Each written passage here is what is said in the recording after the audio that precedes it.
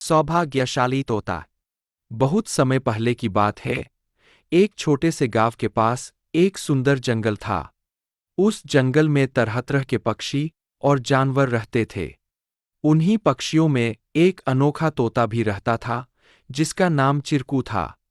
चिरकू को लोग सौभाग्यशाली तोता के नाम से जानते थे, क्योंकि जहां भी वह जाता, वहां कोई न कोई चमत्कार हो जाता या किसी की किस्मत बदल जाती।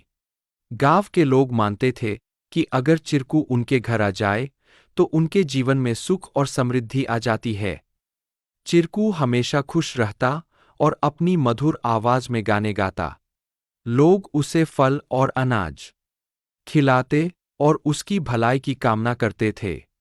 चिरकू भी गांव के लोगों से बहुत प्यार करता था और जहां भी जाता, खुशियां बांटता। एक दिन गांव में एक गरीब किसान, जिसका नाम रघु था, बहुत परेशान था। उसकी फसलें बर्बाद हो गई थीं और उसके पास खाने को भी कुछ नहीं था। वह दिनरात मेहनत करता, लेकिन किस्मत उसका साथ नहीं दे रही थी। एक दिन रघु ने गांव के लोगों से चिरकू के बारे में सुना और सोचा कि शायद यह सौभाग्यशाली तोता उसकी भी मदद कर सकता है। रघु ने तय किया कि वह चिरकू से मिलकर अपनी किस्मत बदलने की विनती करेगा। अगले दिन वह जंगल की ओर चल पड़ा और चिरकू को खोजने लगा। बहुत ढूंढने के बाद उसे चिरकू एक पेड़ की डाल पर बैठे हुए मिला। रघु ने बड़े ही आदर के साथ कहा। चिरकू ने रघु की बातें ध्यान से सुनी और उसकी आंखों में दया उमड़ आई। चिरकू ने अपनी चोंच में एक छोटी सी चमकती हुई पत्ती उठाई और रघु को देते हुए कहा, यह जादुई पत्ती है।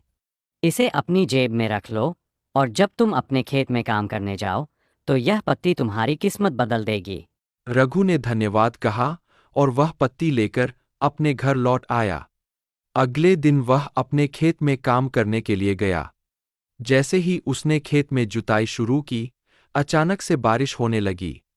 उसकी सूखी जमीन हरी भरी हो गई और थोड़े ही समय में उसकी फसलें लहलहा उठीं। रघु की मेहनत सफल हुई और उसकी किस्मत सच में बदल गई। अब रघु के पास भरपूर अनाज था और वह फिर से खुशहाल जीवन जीने लगा। उसने गांव के लोगों को चिरकू की बुद्धिमानी और उसके द्वारा दी गई जादुई पत्ती के बारे में बताया। सभी लोग चिरकू की प्रशंसा करने लगे और उसे और भी अधिक प्यार देने लगे। लेकिन चिरकू ने रघु को एक बात कही थी। याद रखना, यह पत्ती सिर्फ तुम्हारी मेहनत का साथ देगी। अगर तुम मेहनत करना छोड़ दोगे तो यह भी अपना जादू खो देगी। रघु ने चिरकू की बात समझ ली और कड़ी मेहनत जारी रखी। धीरे धीरे उसकी स्थिति पहले से बहुत बेहतर हो गई। वह गांव के सबसे सफल किसानों में से एक बन गया, लेकिन उसने कभी यह नहीं भूला कि उसकी सफलता में चिरकू और उसकी मेहनत का कितना बड़ा हाथ था। कहानी से सीख। इस कहानी से हमें यह सीख मिलती है कि किस्मत भी उन्हीं का साथ देती है जो खुद मेहनत करते हैं। सौभाग्य और अवसर तभी काम आते हैं जब हम अपने प्रयासों से उन्हें सही दिशा देते हैं। Please like, share and subscribe our channel to learn more.